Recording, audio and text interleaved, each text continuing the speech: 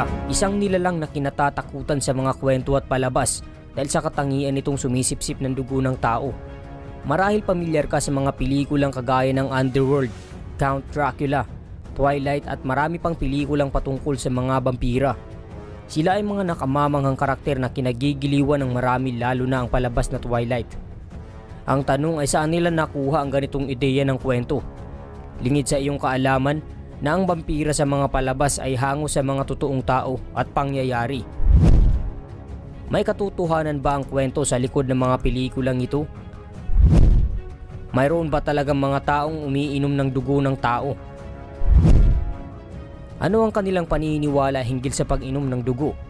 Alright, welcome sa Karunungan PH.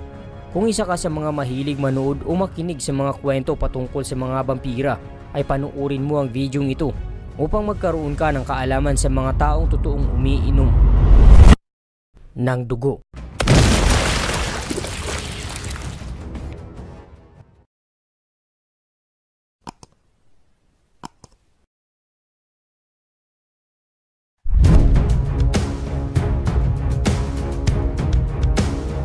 Siguro iniisip mo na ang mga vampira ay kwento-kwento lamang ng mga taong malilikot ang isip dahil sila ay nagtataglay ng hindi pangkaraniwang lakas at bilis.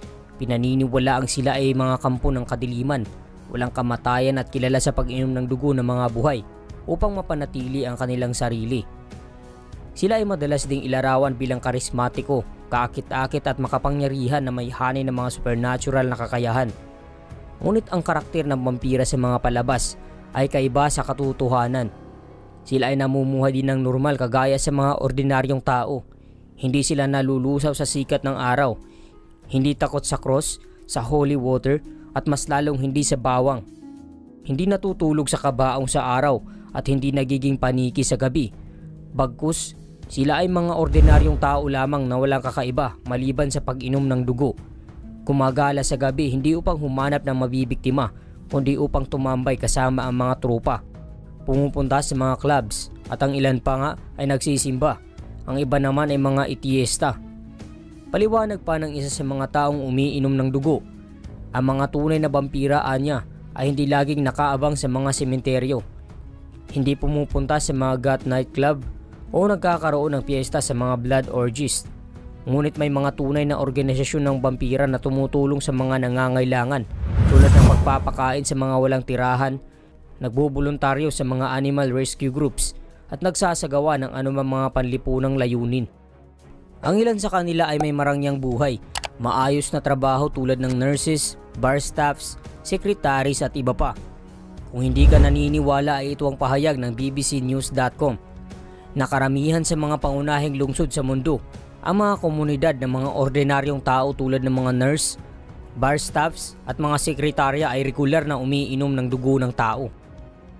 Ayon sa isang documentary research na isinagawa ni John Edgar Browning, isang English scholar at researcher mula sa Louisiana State University, nagsagawa siya ng 5 taong etnograpikong pag-aaral tungkol sa mga tunay na vampira o kilala rin sa katawagan bilang mga sanguinarians sa New Orleans at Buffalo City in New York State. Ang kanyang pananaliksik ay nailimbag sa aklat na pinamagatang Vampire Among Us, An Ethnography of the Sanguine Subculture, na naipublish noong 2014. Sa kanyang pagsasaliksik, inilahad ni Browning ang isang underground network ng mga taong umiinom ng dugo. Katunayan, mayroon silang community network. Nakasalamuhan niya ang iba't ibang personalidad, magkaibang estado sa buhay, subalit parehong uhaw sa dugo. Ayon sa ulat, ang kanilang bilang ay hindi matukoy dahil mayroon ding hindi nagsasabi sa madla o pasikretong umiinom ng dugo. Dagdag pa ni Browning, mayroong libu-libong taong gumagawa nito sa US at sa palagay niya ay hindi ito nagkataon at sa palagay niya ay hindi ito isang libangan. Ang kanilang pagkatao at pag-uugali ay isang tunay na misteryo, sabi ni Browning. May mga vampira sa totoong buhay ang walang paniniwala sa paranormal at walang gaanong alam tungkol sa kwento ng mga vampira o sa Dracula. Nilumitaw na mayroon silang sakit sa pag-iisip. Sa halip, inamin nilang dumarana sila ng karaniwang kondisyong medikal tulad ng pagkapagod, pananakit ng ulo at matinding pananakit ng tiyan, at pinaniniwalaan nila na ito ay magagamot lamang sa pamamagitan ng pag-inom ng dugo ng ibang tao.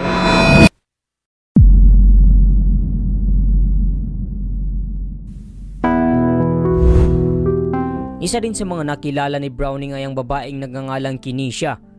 Ayon sa kanyang pag-amin, mahigit 1 linggo na itong hindi nakapagbawas, nagugutom at nakakaramdam ng pagduduwal kung siya ay kakain ng kahit na ano maliban sa kanyang itinuturing na panglunas na pagkain. Ito ay ang pag-inom ng dugo. Dagdag niya pa, 100% mas bumuti ang kanyang pakiramdam kapag nakakainom ng dugo. Nahasa ang mental faculties, maaari na siyang kumain ng kahit na ano nang hindi tumatakbo sa banyo at walang pananakit ng kasukasuan o kalamnan. Maaring tumatagal ng halos 2 linggo o higit pa, depende kung gaano karami ang kanyang naiinom at kung gaano siya kadalas na nakakainom ng dugo. Ganun pa man, dagdag pa ni Browning, sa kabuuan ay nakilala niya ang humigit kumulang 35 mga totoong vampira sa New Orleans. Ngunit inaasahan niya na mas marami pa ito sa kanyang nakikilala. Ang mga ito ay nasa pagitan ng edad na 18 hanggang 50. Kadalasan ay nagsisimula ang kanilang pagkauhaw sa dugo sa panahon ng pagdadalaga. Ang pag-inom ng dugo ay naging kabilang sa kanilang karaniwang pangangailangan. Kailangan nilang uminom ng dugo ng tao o maging sa hayop basta ito ay malusog. Sa kasalukuyang panahon mas lumagana pa ang kanilang bilang, lalo na sa pag-usbong ng internet dahil nagkaroon sila ng pagkakataong makilala ang sinumang individual na umiinom ng dugo at naghahangad na matanggap ng nakararami ang kanilang kakaibang gawain. Ayon sa NJ.com, ang mga sanguinarians ay nagsasagawa ng screening at mga ritual na kinabibilangan ng pag-inom ng dugo. Ang kanilang samahan ay mayroon ding batas at pamantayan. Kadalasang nililitis ang mga lumalabag sa batas sa kanilang internal court na tinawag nilang Court of Lazarus o hukuman ni Lazarus.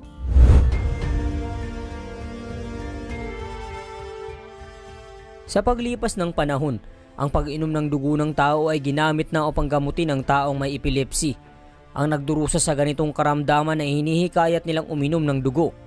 Ayon kay Richard Sagg na isang lecturer at author mula sa Universidad ng Durham, ang dugo ay isang daluyan sa pagitan ng pisikal at espiritual na aspeto. Kaya sa pamamagitan ng pag-inom ng dugo ng isang malusog na tao, anya, hinihigop mo ang kanyang espiritu at ginagamot nito ang anumang naghihirap sa iyong kaluluwa. Mapagtatanto na ang ilan sa mga tunay na vampira ay nagkaroon ng labis na uhaw sa dugo dahil sa mga natural na karamdaman, habang ang iba ay dahil sa kanilang nakasanayang kaugalian. Katunayan, hindi lamang sa kanilang panahon umiral ang ganitong paniniwala. Kung hihimayin natin ang kasaysayan, si Pope Innocent VIII, isang kilalang pari at pinuno ng simbahang Katoliko sa Italia mula 1484 hanggang 1492. Bago nangyari ang kanyang kamatayan sa pagtatapos ng ika-14 na siglo, dahil sa hindi matukoy na dahilan, ang kanyang manggagamot ay di umano'y nagsasagawa ng blood transfusion. Isa itong pangkaraniwang medikal na paggamot noong ika-15 siglo, partikular na sa Europa. Sa pamamagitan ng 3 kabataang lalaki, ginilitan ng kanyang manggagamot ang 3 bata hanggang sa sila ay mamatay at ipinainom ang kanilang mainit pang dugo sa kanyang naghihingalong amo sa pag-asang maipasa nito ang kanilang sigla kay Pope Innocent VIII. Ganun pa man, ang nasabing paggamot ay hindi matagumpay. Si Pope Innocent VIII ay namatay noong July 25, 1492. Ang kanyang pagkamatay ay naging malaking kaganapan sa kasaysayan ng simbahang Katoliko. Siya ang pinakahuli sa mga papa ng Renaissance period. At ang kanyang kamatayan ay nagresulta ng isang panahon ng kaguluhan sa politika at hidwaan sa relihiyon. Katunayan, hindi lamang sa Europa talamak ang ganitong kasanayan, mayroon din sa iba't ibang panig ng mundo. Halimbawa na dito ang mga sinaunang Egyptians. Ang kaugalian ng pag-inom ng dugo sa sinaunang Ehipto ay laganap noong panahon ng Old Kingdom, mga taong 2686 hanggang 2181 BCA, at Middle Kingdom, mga taong 2055 hanggang 1650 BCA. Sa mga panahong ito, ang dugo ay itinuturing na isang sagrado at makapangyarihang sangkap na siyang nagbibigkis sa kaluluwa ng isang tao. At itinuturing din ng dugo bilang lakas ng buhay at ginamit ito sa iba't ibang gawaing pangrelihiyon at medikal na kasanayan. Madalas nilang kinukuha ang dugo mula sa kanilang namatay na mga mahal sa buhay bago ito paglamayan. Ginagawa ito upang mapanatili ang kaluluwa o puwersa ng buhay ng namatay. Ang dugo ay ginagamit din sa iba't ibang ritual sa relihiyon tulad ng pag-aalay sa mga diyos at diyosa. Sa medikal na kasanayan, Ginagamit ng mga sinaunang Egyptians ang bloodletting method bilang isang paggamot para sa iba't ibang karamdaman, kabilang ang pananakit ng ulo, lagnat at pananakit ng kalamnan. Naniniwala rin sila na ang pag-inom ng dugo ay maaaring mapabuti ang kalusugan at sigla. Sa kabilang banda, mayroong mga ulat na ang pag-inom ng dugo ay ginagawa din sa sinaunang Gresya. Bagamat hindi ito karaniwan tulad ng ibang kultura, may ilang mga makasaysayang salaysay at mitolohikong sanggunian na nagmumungkahi na ang mga Griego ay maaaring umiinom ng dugo sa iba't ibang kadahilanan. Isa na dito ay ang religious rituals. Naniniwala ang mga sinaunang Griego na ang dugo ay isang sagradong sangkap na mayroong koneksyon sa mga Diyos. Madalas silang nag-aalay ng mga hayop sa panahon ng mga relihiyosong seremonya at ang dugo ay binubuhos sa mga altar upang ihandog sa mga Diyos. Sa ilang mga kaso, maaaring ang mga pari o kalahok ay posibleng umiinom di umano ng kaunting dugo bilang bahagi ng ritual. Sa medikal na kasanayan, ang mga sinaunang Griego na manggagamot ay nakilala sa kanilang pag-ieksperimento sa iba't ibang sangkap at mga remedies. Ang ilang mga tekstong medikal mula sa panahong ito ay nagmumungkahi na ang dugo mula sa ilang partikular na hayop kagaya ng baka o kambing ay maaaring itinuturing na may mga katangiang nakagagamot ng iba't ibang karamdaman. Malamang na ang mga practitioner na nag-i-eksperimento ay posibleng umiinom din ng dugo.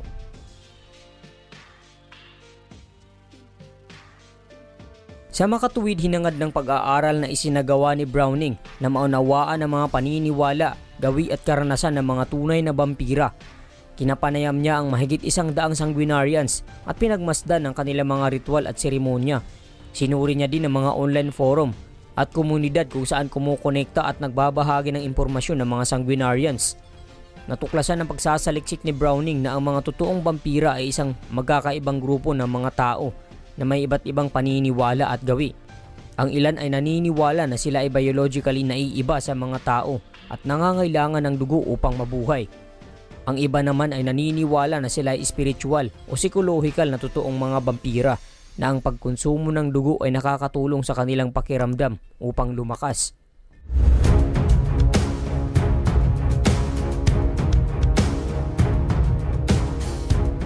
Mapagtatanto na hindi lamang sa mga palabas kinuha mismo ang konsepto ng pag-inom ng dugo, kundi kung babalikan ang kasaysayan, mayroong mga ulat na ang ilang mga tao sa sinaunang panahon ay umiinom din ng dugo.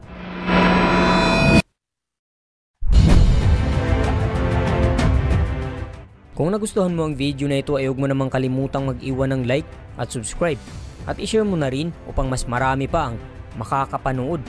Tandaan, higit na mainam sa ginto ang magkaroon ng karunungan at higit kaysa sa pilak ang magkaroon ng pangunawa. Hanggang sa muli at maraming salamat sa pagsubaybay.